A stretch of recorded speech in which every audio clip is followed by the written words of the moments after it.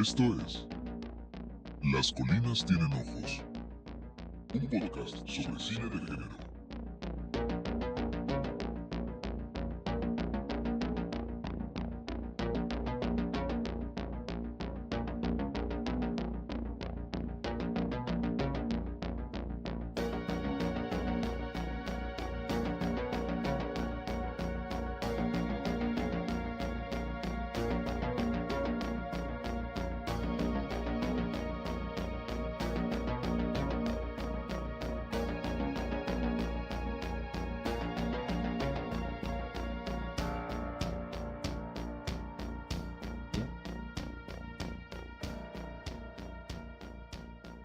Buenas a todos, ¿cómo están? Sean bienvenidos a Las Colinas Tienen Ojos Podcast, un podcast donde hablamos sobre cine de terror.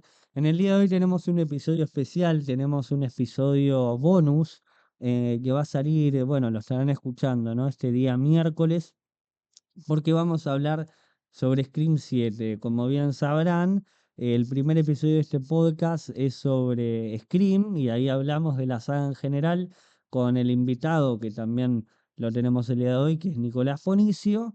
Y el día de hoy tenemos Scream 7. Nico, ¿cómo estás? Hola Gonza, ¿cómo estás? ¿Todo bien? Bien, un poco desencantado con lo que fue esta nueva entrega, pero bueno, creo que en algunas cosas, y lo vamos a ir ahora desarrollando, pero creo que estamos como bastante en sintonía con lo que nos pareció esta séptima película. Sí. Estamos en sintonía porque, bueno, yo la vi una vez, no la pude ver dos veces. Vos, Nico, también, o sea que la vimos la misma cantidad de veces. Yo te hablo desde mi experiencia. Yo en general, bueno, como es un podcast sobre que el invitado tiene más prioridad, siempre arranco con el invitado y su experiencia, pero en este caso compartimos ambas la misma experiencia, solo que yo no estaba enterado de que iba a salir una Scream 7 porque yo me había quedado con la polémica. Entonces para mí fue como que fui sin saber nada. ¿Vos sabías más cosas o no? ¿Vos habías visto el tráiler y demás? Yo, yo había visto, creo que el primer tráiler que había salido en su momento, eh, pero también era como que no sabía mucho más que lo que mencionamos también en el primer episodio, que era esto de que se ponía por primera vez detrás de cámara en la dirección Kevin Williamson. Sí, y nada, y de que habían logrado que después de todos los vaivenes que no solo había sufrido esta película previo a su filmación, sino también lo que había pasado con la entrega anterior, con la sexta, que no había querido regresar Neve Campbell. Bueno, estaba con esto, ¿no? La información de que volvían tanto Kevin Williamson como Neve Campbell. Entonces te daba como cierta cosa de, bueno, puede surgir algo interesante. Sobre todo también por esta cuestión que también la habíamos mencionado, que era que a mí al menos la sexta no me había gustado casi nada. Pero bueno, ahora con esta creo que le ganó un poquito el puesto. Te subió, o sea, seguís considerando que la peor es la 6. Sí, me parece, en realidad no sé si la subió como un poquito más, pero me parece que están ahí con las dos peores, son las 6 y las 7. Y si bien, bueno, como decíamos, no la volví a ver, pero la estuve pensando bastante esta séptima entrega. Y es como que hay días con las que me amigo con algunas ideas y hay otros días que digo, no, confirmo que es la peor. Bien. Así que hasta que no la vuelva a ver no voy a poder tomar como una postura final, pero estoy más cerca de que es la peor a que puede ser salvable. Ok.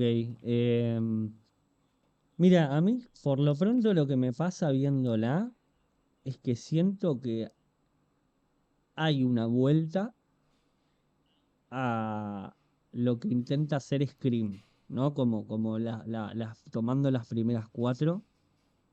Siento que es la que se Sí, sí, sí. pone a siento que intenta reflexionar, no sé si lo logra, pero intenta reflexionar mucho más sobre lo que significa el cine que las 5 y las 6. Por lo pronto me sucede eso, que tiene esas intenciones bien claras. Sí, a mí en particular con eso, o sea, estoy de acuerdo con lo que decís, pero me parece que con las cosas que quiere explorar y tratar, llega un punto en el que se va perdiendo. Incluso creo que uno de los temas principales que toma, que trata esta película es el tema de la nostalgia. Y me parece que termina un poco pecando de lo mismo en su propósito. Sí, sobre todo cuando aparece, para mí cuando aparece Gale, eh, sí, sí, aparecen los dos personajes anteriores. O sea, a mí me parece que la primera parte tiene una búsqueda muy interesante, porque ¿qué me pasa? Lo que habíamos dicho con las 5 y las 6 es que, bueno, son nuevos personajes, pero a la vez inevitablemente retomaban a Neve, al personaje de Sidney y Gale que aparecen en las 5, en las 6 Sidney no aparece por problemas por fuera de la película, lo cual hacen que Sí. se embarre un poquito más. Y acá como que Ay, vuelve, perdón, como, sí, perdón que te interrumpo, pero me no, no, no. pareció muy divertido, me pareció muy divertido todos los momentos en los que el personaje de Sidney o algún otro, pero sobre todo Sidney, aprovechan para bardear un poquito a las 6. Mm, Una de las primeras interacciones cuando hacen referencia a los hechos de esa entrega es Sidney diciendo, no, no, de eso me lo perdí o eso no lo quise ver, porque están haciendo referencia a los True Crime y como que hubo un documental sobre los hechos que pasaron en Nueva York y ella dice, no, no, eso no lo quise ver, como diciendo, no, no sí. fui parte, no me interesa. Y me parece como es algo medio autoconsciente que queda divertido. ¿No la sentiste a la vez como una película culposa de eso? Como que se menciona demasiadas veces. Eh, Sí, o sea, porque ese momento que yo mencionaba es creo la primera vez que se es hace la mención en primera la vez. película.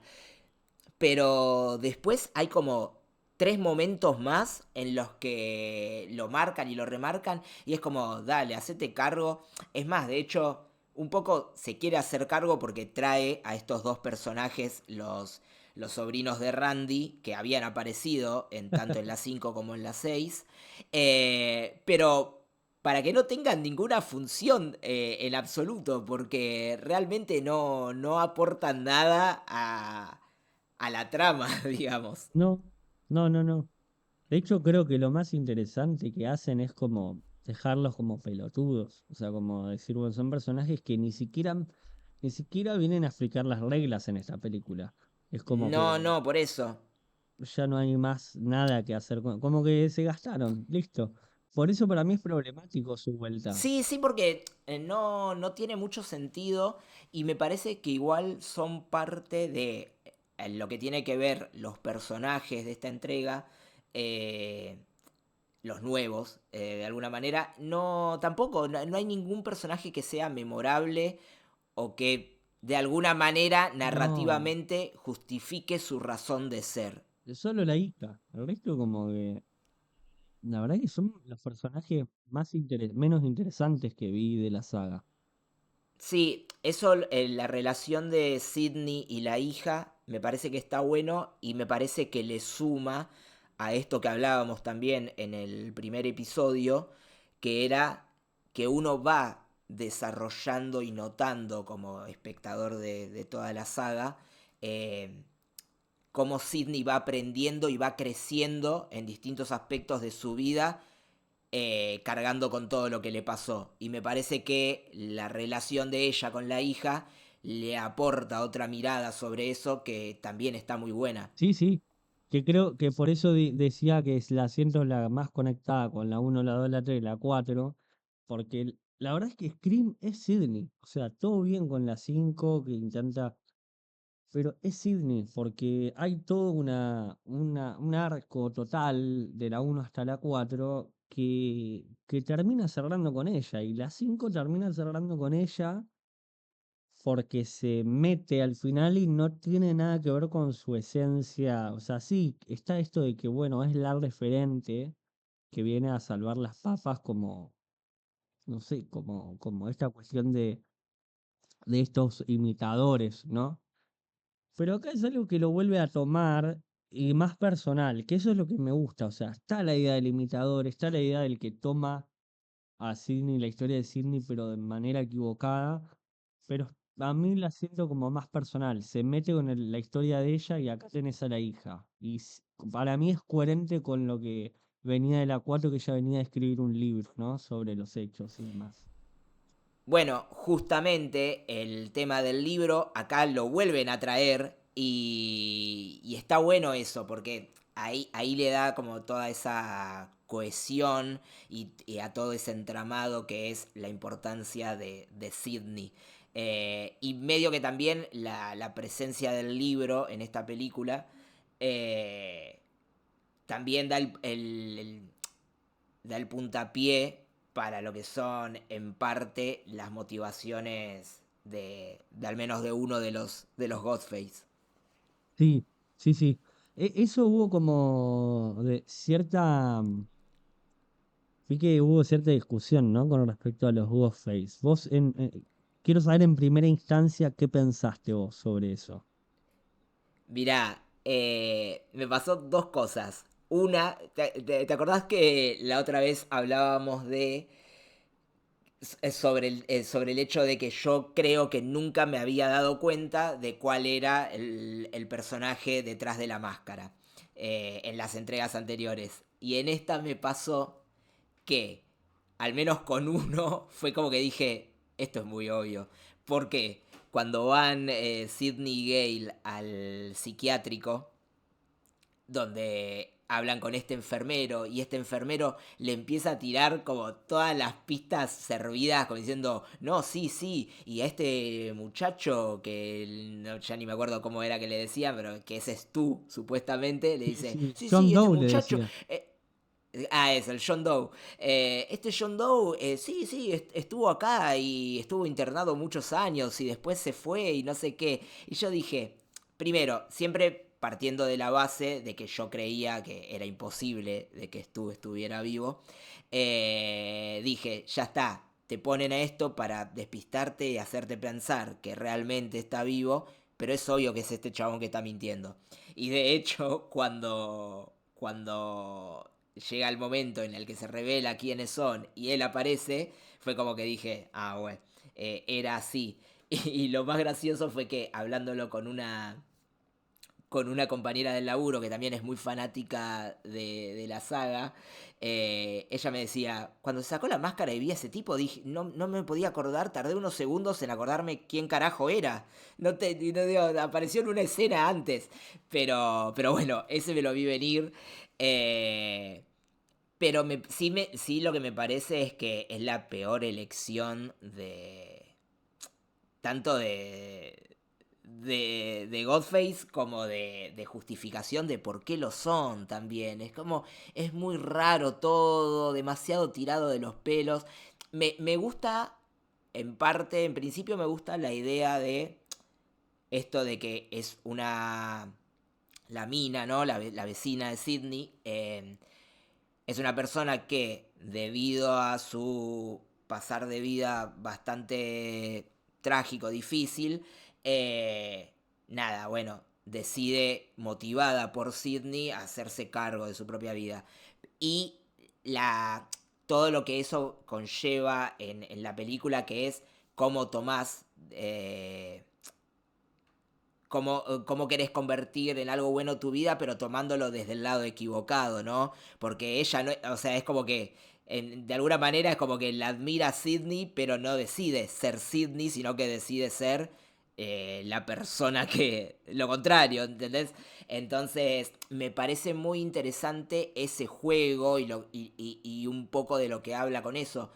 Pero al igual que todas las ideas que me parece que tiene varias y buenas la película, me parece que no las termina de desarrollar. Como que denota como que cierta vagueza en lo que es la, el guión de la película, que es como, sí, te pongo esta idea, te pongo esta otra, están buenísimas, pero no te las voy a desarrollar, te las tiro así nomás y listo, que se ocupe otro. Me pareció medio así. No sé si vos, Sí, sí, ¿qué te sí, pareció a vos? sobre todo porque a mí me parece que tiene una primera hora que a mí me gusta. A mí me gusta mucho hasta cuando aparece Gale, porque cuando aparece Gale se termina convirtiendo esto del whodunit, y la verdad es que ninguno de los personajes te interesa para querer jugar a Sí, eso, ¿entendés?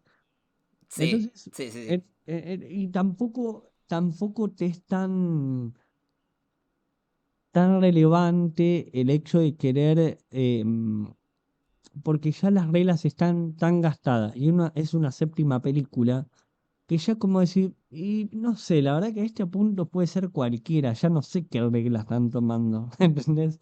O sea, Sí, que medio que un poco lo dicen así en esa escena del bar donde exploran sí, brevemente a los sospechosos. Medio que dicen, sí, podría ser cualquiera y hasta se podría justificar el hecho de que seas tú. Eh, claro, es que a mí me parece que todo lo del bar, a mí no, como que no te termina interesando, la película resuelve, Boludo, sí, hablando de esa escena en particular, sí, cuando matan a los dos pibitos que medio que se gustaban, al sí, hijo de la vecina y a la otra piba, que está esa toma que Ghostface la está arrastrando a ella, la pone al sí, lado y ella le agarra la mano al cadáver. Digo, esto lo están haciendo como si tuviera una intención de, mirá, te tiene que importar, porque ellos se sí, gustaban y ahora están muriendo. Y no tiene ningún sentido que me estés no, no, mostrando no. eso porque realmente no trabajaste a los personajes en ningún momento como para que a mí me importen siquiera. Sí, sí, yo el amorío eso aparte se termina de resolver ahí en ese bar, 2 minutos antes de que lo... No, no solo se resuelve, se establece también ahí. Al principio de la escena es como que notás que hay onda entre los dos y para el final de la escena se están muertos, ¿viste? Y es Sí, como, ah, sí, bueno. y casi todo encima sucede fuera de campo. Que eso es lo que yo digo, todo lo que Sí, sucede en la cocina, o sea, sí, dentro sí, de la sí. cocina, no se ve. Y uno no sabe qué está Sí, lo del pasando. pibe, Lo del pibe lo entiendo un poco porque te quieren hacer creer que es a lo Scream 1 que como a Billy, que lo matan y después resulta que no, que era una mentira. Entonces entiendo que te quieran hacer creer que lo mataron y en realidad termina siendo él. Pero al final no. Y encima después, cuando te enterás que uno de los Godface es la madre y que fue ella quien lo mató, tampoco tiene mucha lógica, boludo. No Es, sé. es Me... tiradísimo de los pelos o sea, Es como que con cada... Perdón. Es como que con cada revelación, con cada cosa que te va tirando la película, cada vez te hace más ruido. Que era un poco lo que decíamos antes, que por ahí las otras pueden tener cosas que te hagan cierto ruido, que no te cierre del todo, pero terminan siendo justificados y entonces esa duda que tenías en principio se evapora y acá no. no, acá no. No, es que es eso, me parece que aparte King Williamson, a mí me parece, esto que hablábamos de quién podría ser una nueva Scream, él creo que su fuerte es la escritura, yo creo que la apuesta es bastante televisiva por momentos. Hay momentos que yo Sí, recuerdo estar viéndola y están caminando los tres personajes por la calle de las amigas y el plano pasa, o sea, tenés tres tomas, o sea, o tres tipos de plano, el que del medio, el del costado y el de la derecha, y va cambiando cada vez que habla un personaje. Y vos decís, sí, sí, sí. es re televisivo esto. Y no lo entendí, en ese sentido ahí sí digo, bueno, los directores anteriores me parecen más talentosos. No, totalmente. Tienen más ideas y más cosas con las que jugar. Eh, a mí lo que me pasa con esta película, hablando de esto, de los personajes no son memorables, no te importan, las secuencias o sea, los asesinatos tampoco. Bueno, ya lo mencionabas vos con todo lo que pasa en el bar. pero salvo la primera escena, la secuencia inicial de la película, que es todo lo que pasa en la casa de Stu, es increíble y está bien, sigue la pauta de que siempre las Scream tienen como una secuencia inicial que te atrapa y que te sorprende. En esto lo cumple, pero después el resto de las muertes, yo te soy sincero, está bien, puede ser porque la vi una sola vez y no la tengo del todo presente, pero no las recuerdo, no recuerdo, recuerdo tipo todo lo de la casa y bueno, y la otra secuencia que me parece de las más divertidas e interesantes, que es todo el tema de cuando se esconde en el ático de la casa de Sidney y todo lo que pasa ahí adentro. Sí, y quizás el momento donde están en la oficina de la cafetería, ¿no? De que ella tiene que dispararle a través de la ventana, pero eso se termina resolviendo con nada, porque llega otro y listo. Elipsis. Se nota como un agotamiento como por parte de todos. Está bien, uno entiende, ¿no? Que hubieron muchos quilombos de por medio y para hacerla y demás. Pero bueno, no es justificación para lo que termina siendo el resultado final, ¿no? Eh, y me parece esto, lo que más bronca me da al ser una película tan fallida es que tenga buenas ideas, porque por ejemplo, otra cosa que me gustaba en principio, y que es más, cuando lo anuncian dentro de la película, realmente me emocioné como diciendo, uy, esto va a estar buenísimo, que es cuando que es cuando Sidney le dice a Gale, bueno, te voy a dar lo que hace 30 años me venís pidiendo. Tipo, y cuando dice eso ya sabés que es tipo la nota que tanto le rompía las bolas Gale. Y dije, uy, bueno, toda esta escena va a estar buenísima. Y después cuando la terminás viendo, no dura ni 5 minutos toda esa parte. Medio que queda truncada pero lo poco que ves no es aprovechado. Es más, yo pensé que dije, bueno, van a ir por este lado de, de que ella se ofende, que interrumpe la entrevista, pero que cuando Ghostface las llama, se comunica con ella, qué sé yo, va a ser como la entrevista, sumarlo a él y va a haber como toda una ida y vuelta al mismo tiempo que tienen que evitar que asesinen a la hija, no sé, algo así había pensado en ese momento.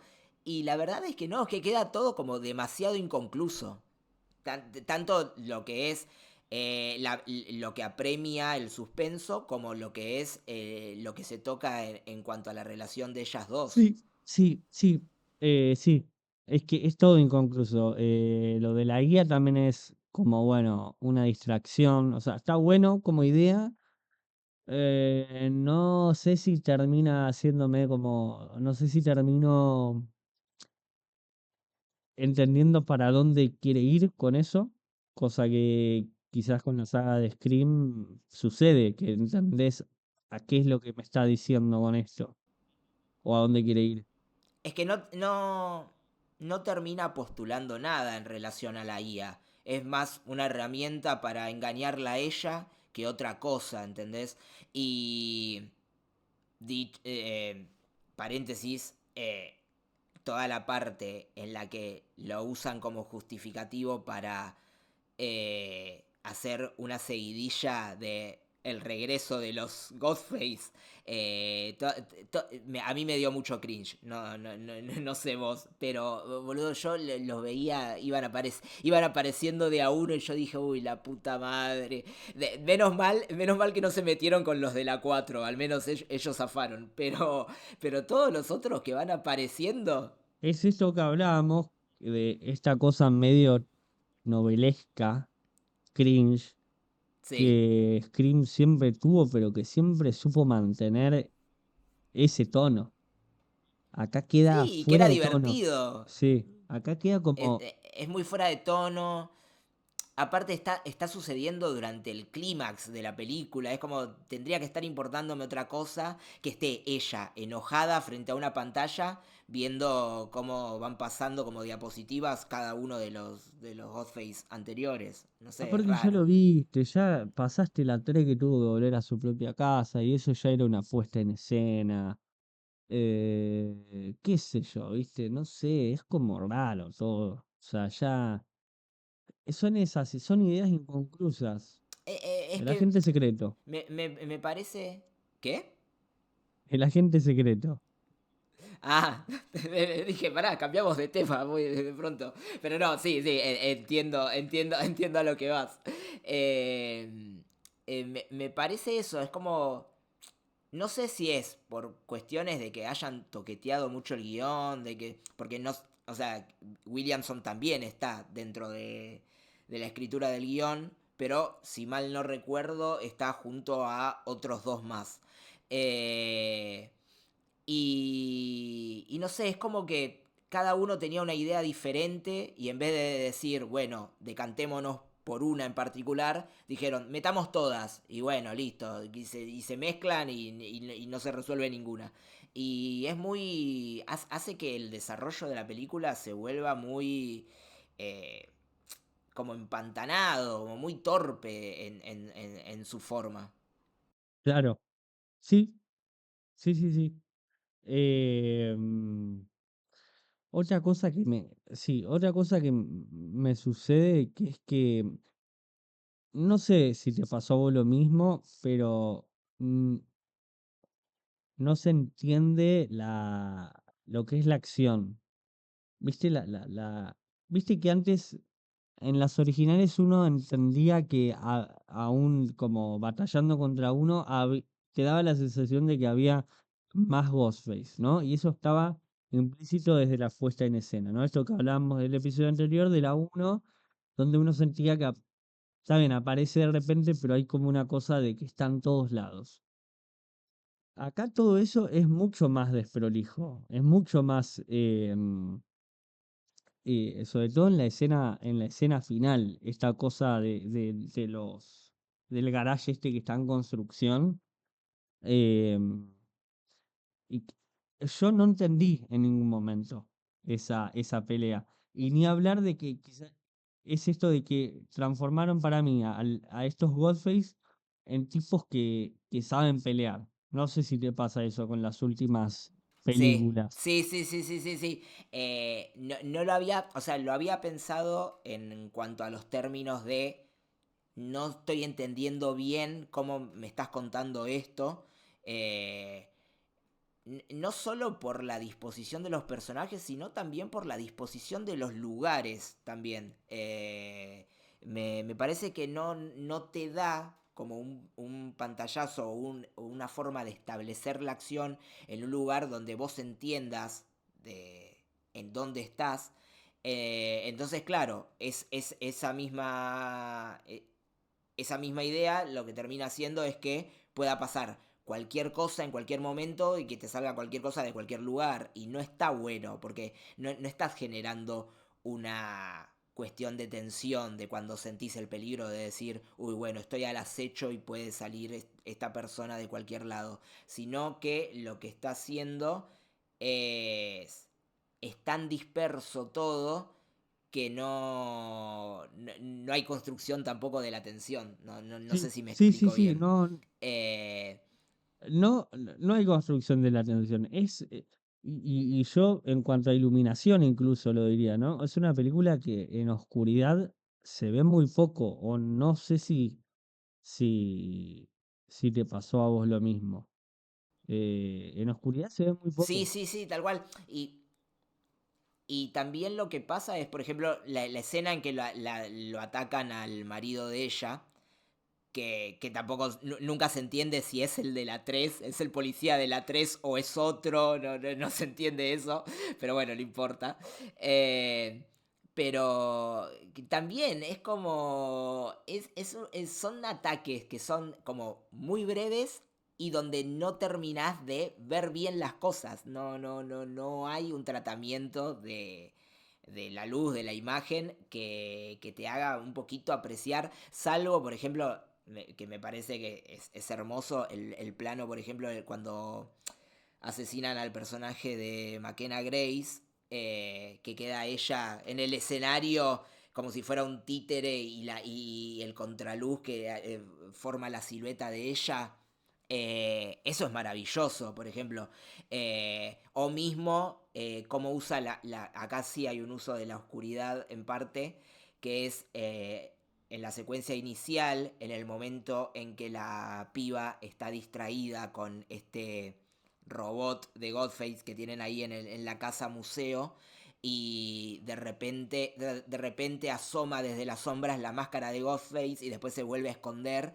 Y ahí sí te genera un elemento de tensión que es como re interesante y que encima después ni siquiera es en realidad Sí, no es el Sí, en asesino. ese sentido es verdad que esto yo lo escuché de Cine de la Bestia, pero que lo traigo a colación para no apropiarme de esta idea. Esta cosa de usar al Ghostface como un fantasma está muy bien acá.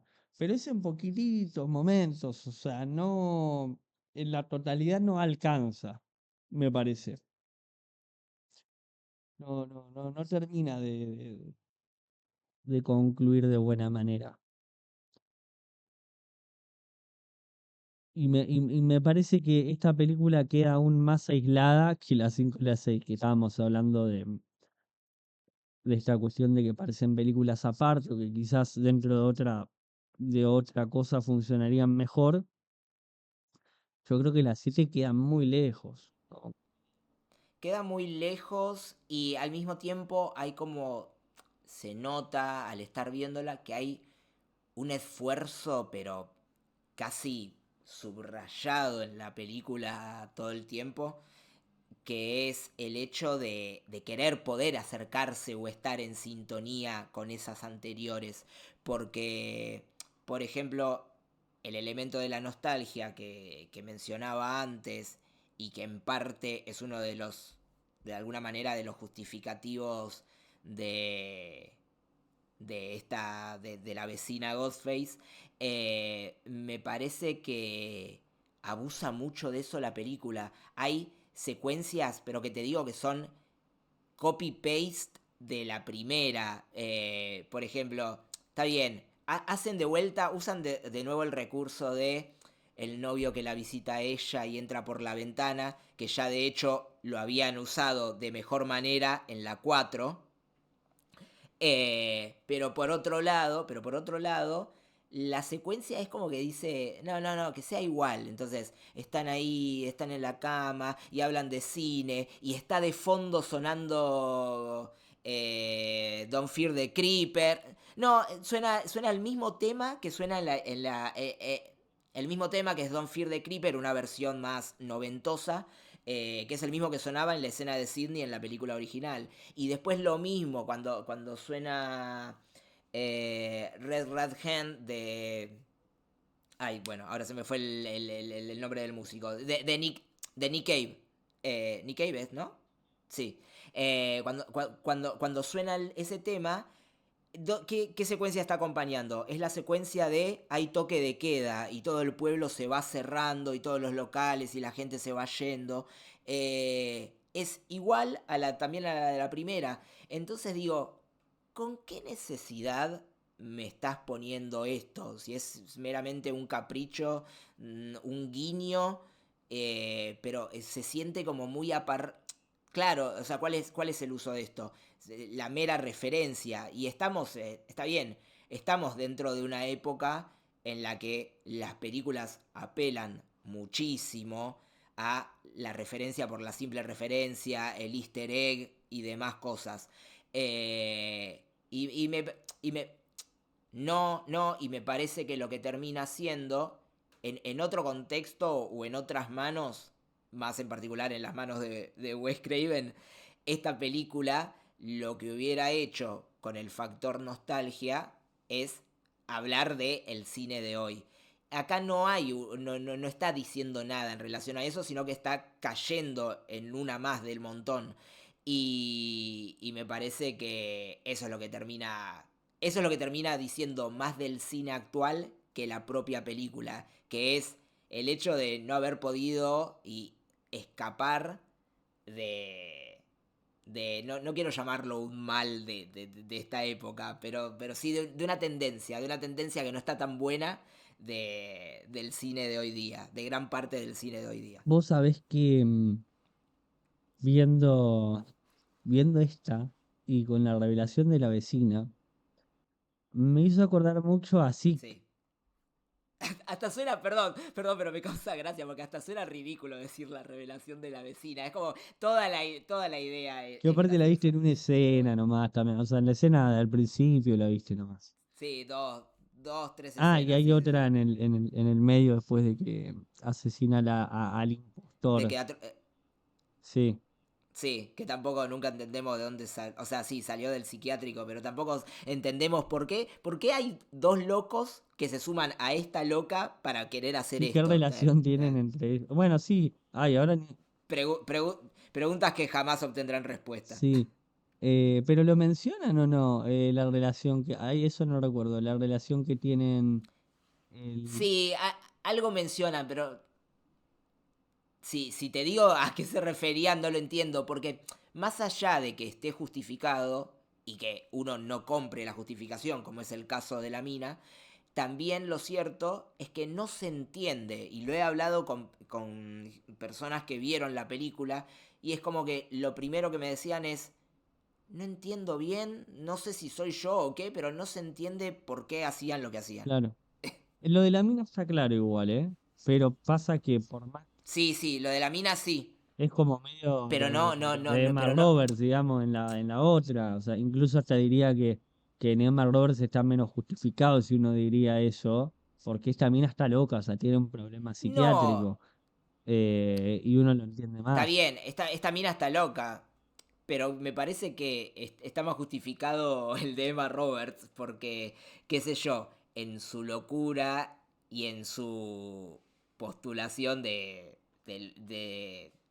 la época en la que salió la película e incluso de la época que iba a seguir, creo que está más justificado y es más razonable eso que esta mina que te dice soy tu fan pero te quiero matar. No sé, es raro. La otra parte, la otra además, el personaje de Emma Roberts, tenía toda una cuestión del entramado familiar, que era también un poco la cosa de crecí escuchando hablar de mi tía, sí, creo que era la sobrina de Sidney,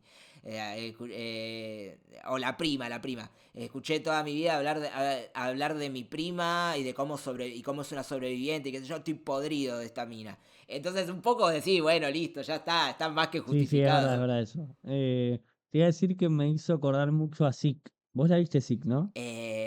Recordame cuál De, es. Me suena el que nombre, no, no está... es la de la pandemia. La Ah, de la sí, sí, sí. pandemia que escribe Williamson también, pero que la dirige John Hyams, Sí, bueno, pero que ocurre en esa cabaña del lago. esa película tenía sus cosas que decís, está bueno. O sea, ahí tenés un Williamson que jugaba un poco más con las... Sí, porque la con... revelación final era que los asesinos estos eran la familia del tipo que murió por COVID y ellos le echaban la culpa a esta, la protagonista, por darle un, Sí, un sí, beso en sí, una sí. fiesta clandestina. Era eso. Sí, Que vos sí, no, decís, era muy bueno y no solo eso, sino el hecho de cómo utilizar el contexto de pandemia para generar una película de terror que no sea el simple hecho de, no sé, somos personas en cuarentena y estamos encerrados en una casa, no sé.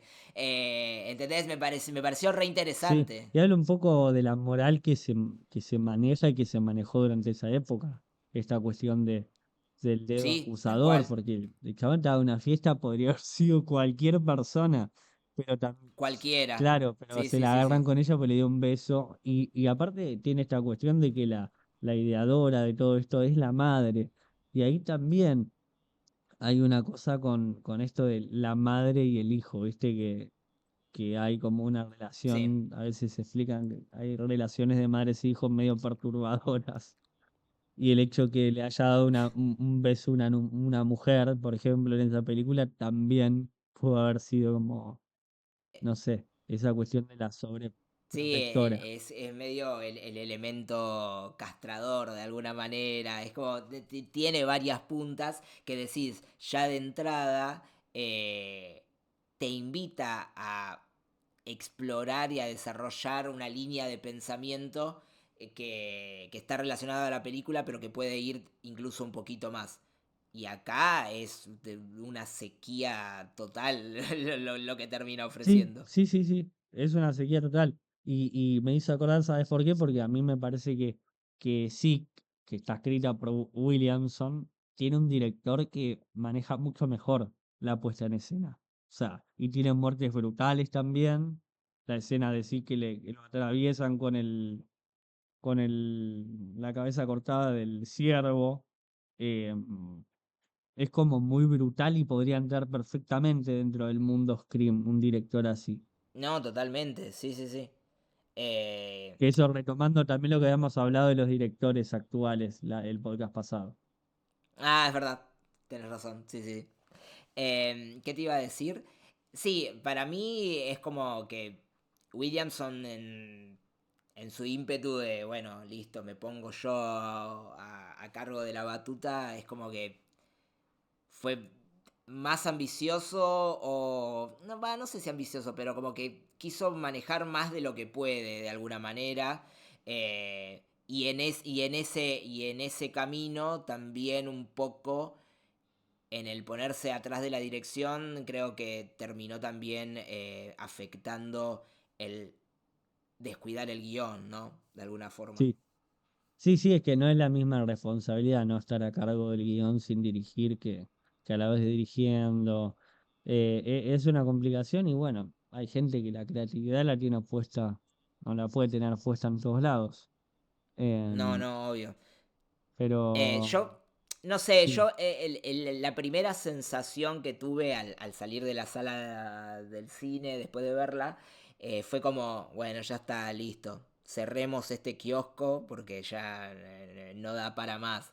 Eh, y no sé, yo creo que es muy probable que dentro de 2 años, tres, espero que no, pero salga otra. eh, Porque lo que terminó pasando con Scream, si bien por ejemplo las primeras tres películas están más o menos cercanas, entre la uno y la 2 pasó menos de un año. Después la 3 creo que salió 2 años o 3 años, sí, 3 años después de la segunda. Y después hubo un parate. es 2002 ¿2002? No, me parece que es o 2000. 2000. No, 2000, 2000. 2000. 2000, es Sí, 96, 97, 2000. Y después, recién hasta 2011 no hubo otra. Eh, E incluso después de 2011 a 2022, creo que es la 5, también pasaron, o sea, pasaron más de 10 años. Sí. O sea, la misma cantidad de tiempo que pasó entre la 4 y la 3 pasó entre la 4 y la 5. Y nada, lo que fue la 6 y la 7, no hay diferencia de tiempo, pero para nada. Y se nota ya medio cuando Disney cae en estas cuestiones de sacar una película por año o una película tras otra como si fuera una fábrica de chorizos. Bueno, sí, dije Disney, pero bueno, Marvel es parte de eso, ¿no?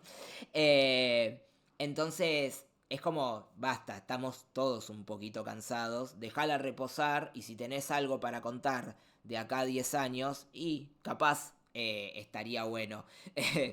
Yo la otra vez te decía, citaba a Fio Sargenti haciendo una comparación entre las Scream y las papas fritas, como que uno no se puede cansar nunca de ellas y le gustan y qué sé yo.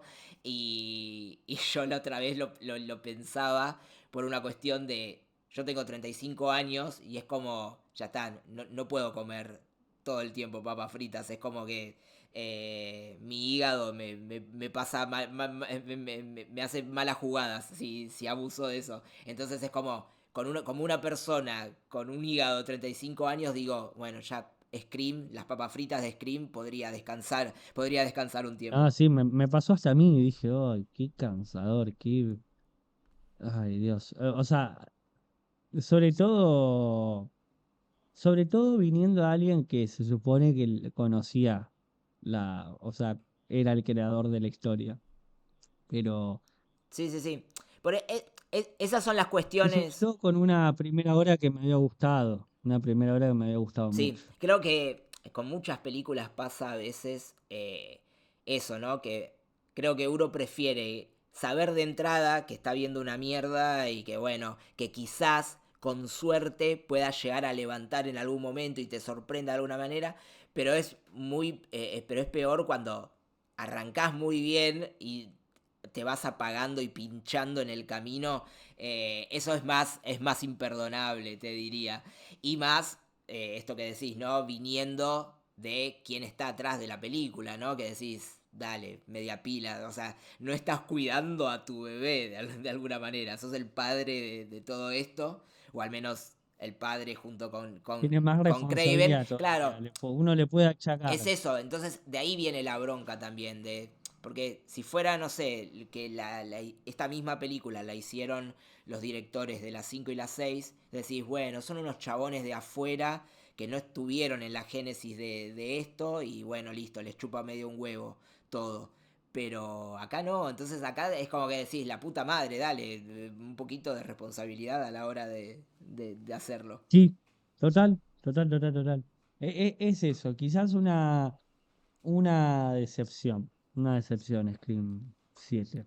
Eh, Sí, yo igual quiero en un tiempo cuando pueda volverla a ver, eh, le voy a dar otra oportunidad por dos razones.